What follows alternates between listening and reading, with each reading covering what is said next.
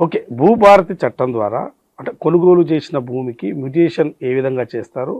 దాని ప్రక్రియ ఎట్లా జరుగుతుంది? అంటే ఇప్పుడు మనం ఇంతకుముందు మాట్లాడింది కొనుగోలుకు సంబంధించింది.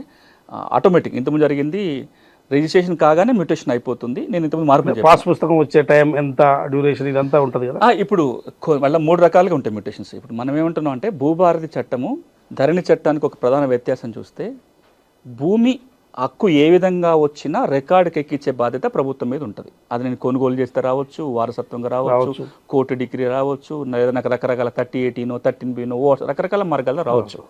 1971 6వ చట్టం ఏముండేదంటే మీకు ఏ విధంగా భూమి మీద హక్కు సంక్రమించినా రికార్డుకి ఎక్కించే బాధ్యత తహసీల్దార్ మీద ఉండేది. రికార్డుకి ఎక్కేది, పాస్బుక్ వచ్చేది.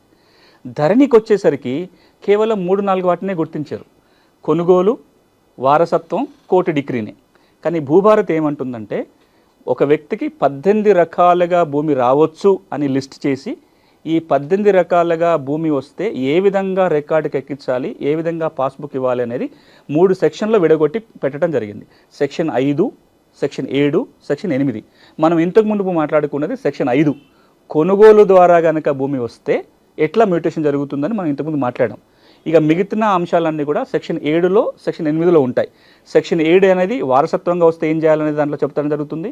సెక్షన్ 8 అనేది ఇతర పద్ధతుల్లో భూమి వస్తే మ్యూటేషన్ ఎట్లా అనేది దాంట్లో ఉంటుంది. కొనుగోలు చేసినప్పుడు మాత్రం వెంటనే జరిగిపోతుంది. రిజిస్ట్రేషన్ జరగగానే మ్యూటేషన్ జరిగిపోతే టైం గ్యాప్ ఏదీ లేదు.